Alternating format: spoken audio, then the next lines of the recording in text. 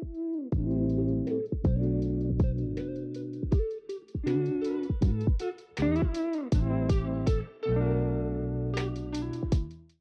up guys, welcome back to Aquatic Elements. Today is episode 2 on the fish barn down in Crawley. Now in today's video, we're actually going to be heading behind the scenes. We're going to be checking out these 3 awesome aquariums. We're also going to be checking out the private fish room and their quarantine facility. So let's get into it and let's check it out. Now coming into the fish tank showroom here at the fish barn, we're met again with Elliot. So I'm everywhere in this place.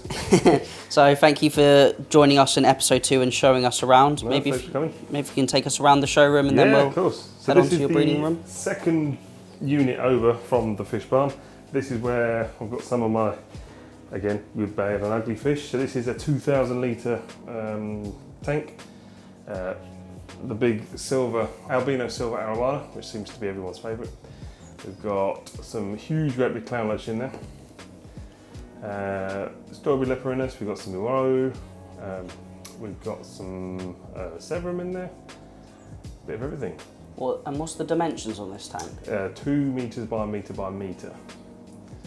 So all the filtration is built in underneath, so it goes through like a weir at the back, all flows through a UV system. And oh, cool. Yeah, there's a couple of big plecos in there, L27, 2 of those. There's an L24 in there, mostly probably hiding away, which would be typical. But yeah, now I've had the albino silver arowana since she was about 2 inches long. Yeah. Picked her up at a trade show, and yeah, this is her today. A bit grumpy. So she's, unfortunately, although she's well looked after, she's not in the best of, well, condition, only because she keeps smacking her face. For whatever reason. Mostly when she gets excited over the food, I open up the top, she jumps, bang, and then unfortunately she's lost one of her barbels. And do you ever get any issues with her trying to eat some of the other smaller fish? Not that I know of. Everyone's accounted for, so I guess everyone's still in there. Yeah. I think, truthfully, no, actually, I'll tell you, there was one instance where I came in one afternoon, and it was, I assumed by sheer accident when I fed them, she had one of my blackberry dollars in, but like vertically sort of things. It's like she caught it accidentally, but then didn't know what to do with it. But I couldn't do anything with it, so I just unfortunately just had to let it happen. Oh, that's a shame. Would you like me to chuck some food in there now? Yeah, go for it. The sort of feeding me actually quite good fun. Hopefully I don't lose a finger at the same time. It's like a generic food, so everyone's gonna have a bit of something, but see what I mean? It's a bit scatty. Yeah, it brings everyone out. Let's sell the big loaches, and she'll get fed on. She's pellet trained, which is nice. But occasionally, because I don't want to overdo it with the seafood, but she does have mussels, squid rings, prawns. Yeah. She does take all the meaty stuff, but obviously you've got to watch out for that. Is it thiamine poison? Yeah. Too much of the good stuff, basically. There's a little hybrid cyno in there. This clownfish is really cool with the sort of lines through those. Yeah, so when they get bigger, they go more pale colour like this, and then they start to break up as well. You get like the white come through the black. That's like a maturity thing. As you know, you've probably seen them like this, or most people will see them that sort of striking colour. And when they get older, they kind of just do this. You can hear them clicking. Yeah. Oh, I can see that big panak. Yeah, the big L27, that's the Zingu. So it's, although it's similar to the gold line, the lines are actually like a grey silver colour, which is nice. Awesome. And there's 2 of those now, as I say, but they're a nocturnal species. Then you've got the 6-foot Central American tank, now technically overstocked, but obviously this is just to let them grow, and then I'll probably put some back in the shop once they're ready to go. Nice pair of Salvini in there, some fire mouths. You've got the, what we have next door, the redhead, the Vieja. That's the one. These are Texas cichlids, but this is the Escondido, which is the blue Texas rather than the sort of standard green ones you get. Yeah, they're really, really nice. Some little rainbow cichlids in there. A couple of birches as well. So you've got the ornate bircher, and there's a Tugel sign there as well, which is like sort of reddy browny colour. In fact, actually I could probably put a bit of food in there as well. Watch them all come out. And these are convict related, but they're, what's the common name? Canna, something, Anatetlania canna or something like that. There's a name, there's something like that's embarrassing. I can't remember off the top of my head. There was something with like Panamese convict squid or something like that. They're pretty cool. Yeah, and hopefully we can entice the birches out because they like that food too. It's a catfish pellet, but everyone seems to go for it. Yeah, they soon know when it's feeding time. 100%. Here it comes. So yeah, the Polyterus tubals are. And as soon as I pointed at him, he disappeared. Typical. And do you just run canister filters on there, or again running on FX6? just a single FX6? Single FX6, unmodified. Just yeah, does need a bit of a glass clean, so don't look too hard at that. And then this is a custom tank. Yeah. That it all made up. This is the ONF flat one, the big model with the bracket and the frame. Oh yeah, I've heard of those lights, but I don't think I've ever seen one. No, they're pretty cool. Yeah, there's a tank next door. It's got the little one on it as well. But yeah, this is the big one, 3 foot unit. I think that is 2 foot unit. The tank's 4 foot long. It's got some nice albino cherry barbs in there, melon barbs. I don't know why they've decided today of all days to be a bit spooky. And you've got the albino cribensis in there as well. Oh yeah, the albino cribs are in there, and there's 2 male and a female Weber muster and citrus pleco. Yeah. Yeah, so there's a couple of caves I've tried to discreetly hide with some lava rock in there. You'll sort of, oh in fact actually there's one sitting in the back, it's a bit shady where he's sitting in that back corner, but you can sort of see the shape of the fish. Oh yeah. So just on that yeah, rock there. as I say, I'm not going to claim that this is an aquascape by any means, but it's got plants, it's got wood. Awesome. So yeah. Shall we head through to the fish room? The fish room, yeah, no worries. So this here, again, there's no public access, this is a private collection, but this here is my fish room, which hosts 32 tanks, I think, including, I'll let you go first. Some of the stuff, when I was talking next door about things I've bred, for instance, they're hiding, great. Like the big pair of the white, super white, or snow white bristlenose are in there. Yeah. There's some grow on in here actually, you can see some of the smaller ones I haven't moved in for the shop. I've got the little ones in there. And those paradise fish are Yeah, royal lovely. blue. They're called black paradise fish. This is like the royal blue variety. And they're quite nice. I'm trying to get them to breed, but they seem a bit stubborn. You've got some of the Goodeids down there. Oh yeah. Again, the name escapes. Doadroy. Xenotoka Doadroy. Yeah, and there's just a handful of different sort of corries, catfish, dwarf cichlids. And is this room mainly for breeding or just your personal collection? Personal collection, some of the rarer species. And as I say, anything that ends up breeding will always end up in the shop, so no one's missing out. Yeah, so they've got some nice minnows in there, but they're acting as dithers for the pair of apistos that are in there. Okay. And you've got the grow-on tank for the fireball catfish that we saw next door. Oh yes. So they're like younger, obviously, being smaller. Loads of babies in there. Yeah, there's quite a few in there. It's quite nice. You've got the breeding group of the albino cherry barbs, which are the parents of the ones that were in the tank that we just looked at. Yeah.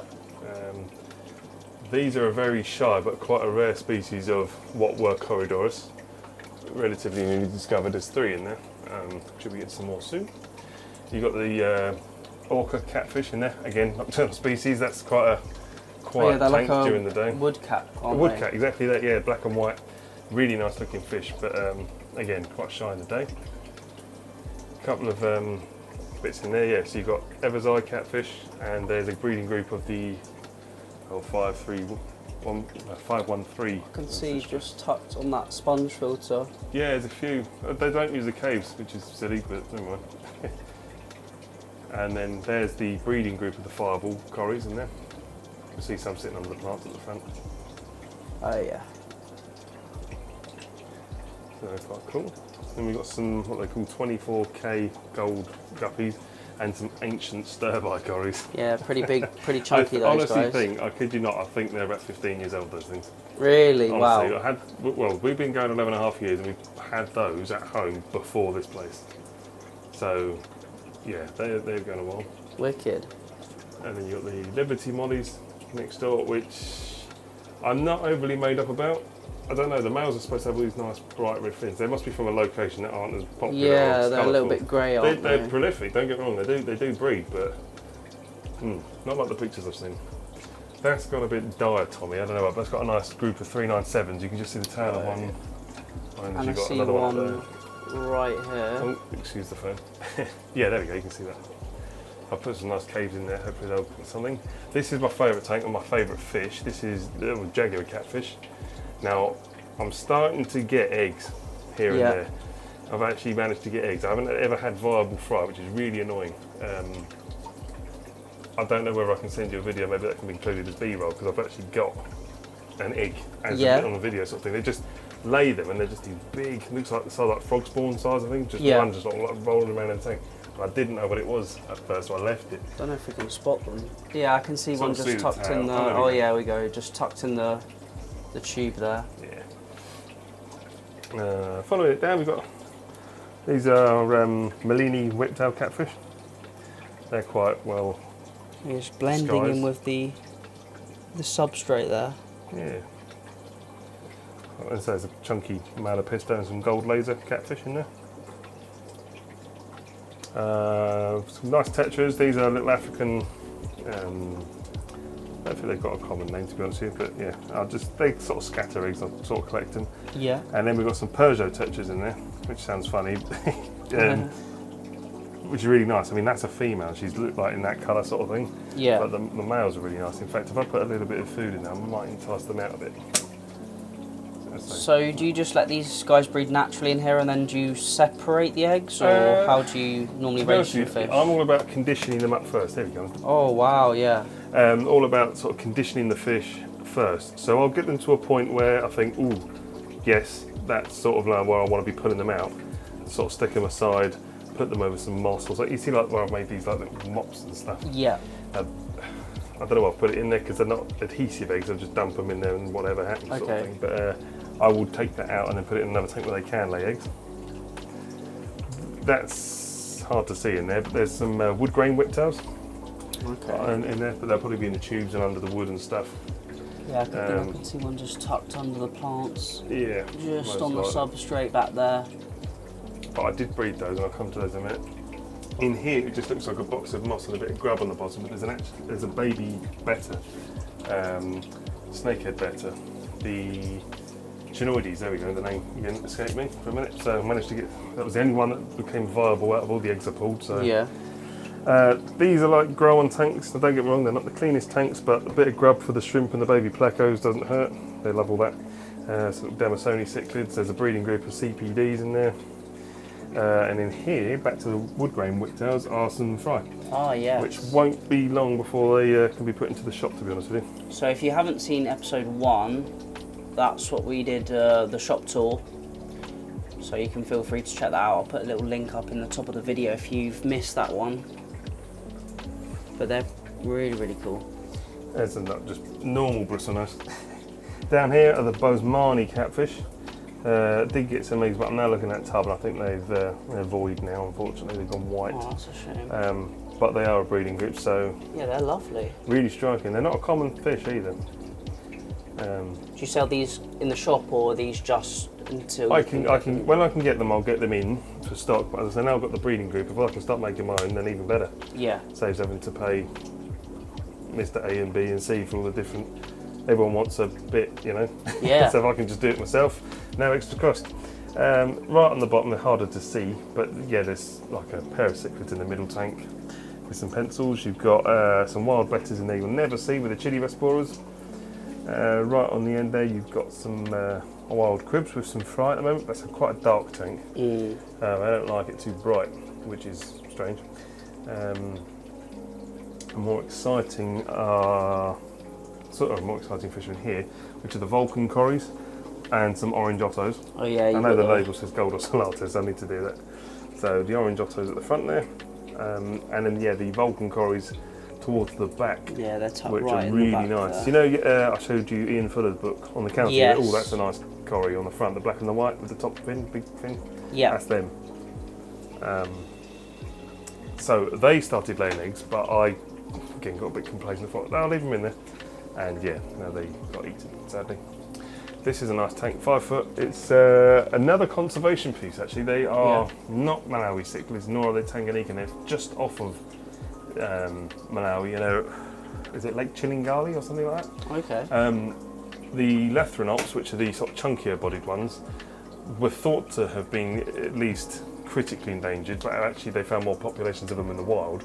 But the elongated ones, the Ramphlochromis, are extinct in the wild. And I was fortunate enough, there's a chap from a university, I think Bournemouth, who's been breeding them for conservation purposes, managed to distribute some, so I'm not allowed to sell these, but when they breed, the fry can be distributed around. Yeah, they're really cool. Yeah, not so much the wing colour like you'd expect them an cichlid to be, but they're, yeah, they make nice fish. But yeah, now this is a little bit of fun I have, you know, because if the shop's not enough, then have your own fish room as well. You got these as well. Awesome. So shall we head through to the quarantine room? facility? Yeah. Again, now this is part of the shop as opposed to my own stuff. But yeah, so in here, well, basically emphasising on what we were talking about in part 1 is the quarantine facility. So there's 145 tanks in here for everything that I import and do whatever I do with. Yeah. Just making sure everything's absolutely top notch before we sell it.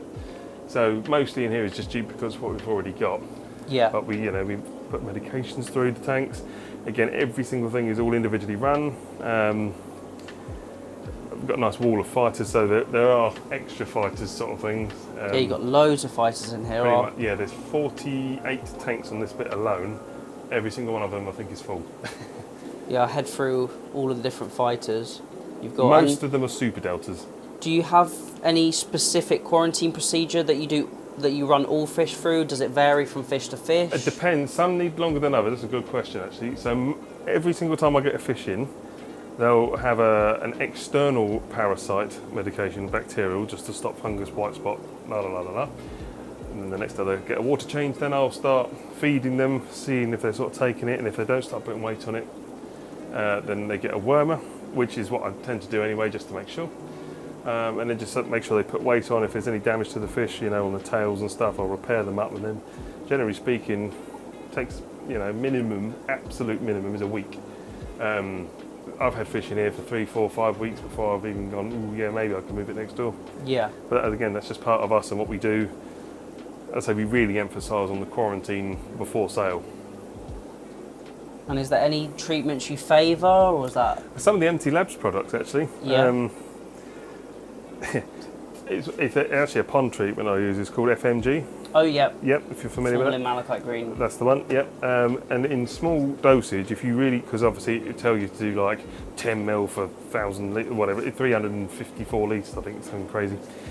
You know, you divvy that down, so it's like 1 ml does 35 litres or something, and you can, I mean, I would always recommend an aquarium medication for aquarium, but I'd say in terms of how many tanks I've got here. And the volume that you've got. Exactly.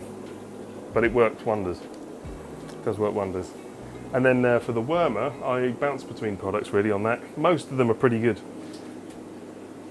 So there's again the Anti-Labs wormer, Fluke and wormer, and then you've actually got a brand called Vetart. Yeah, the Fluke Solve. That's the one, yeah, exactly that. Yeah, and again that's a fantastic product. But normally that's for the terrible ones, if that makes sense. So anything that's really stubborn, discus, like wild discus, wild angels, some of the catfish that are just really quite far gone, I'll chuck some Fluke Solve in there.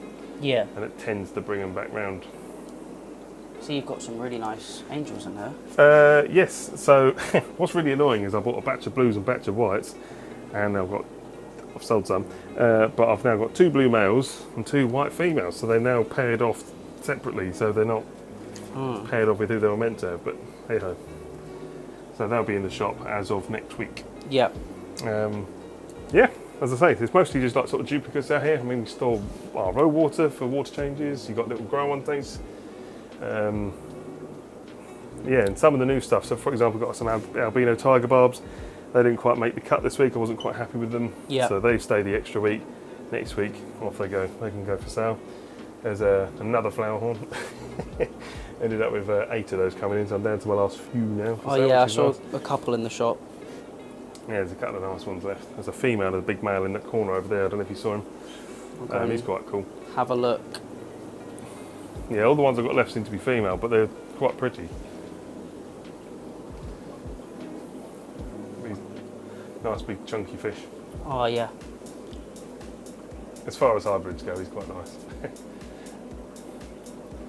So yeah. Awesome. Well, thank you very much That's all for right, you're most welcome. giving us the tour in episode 2 of your fish room, display tanks, and the quarantine facility that you've got here. No worries at all. Thanks for coming down.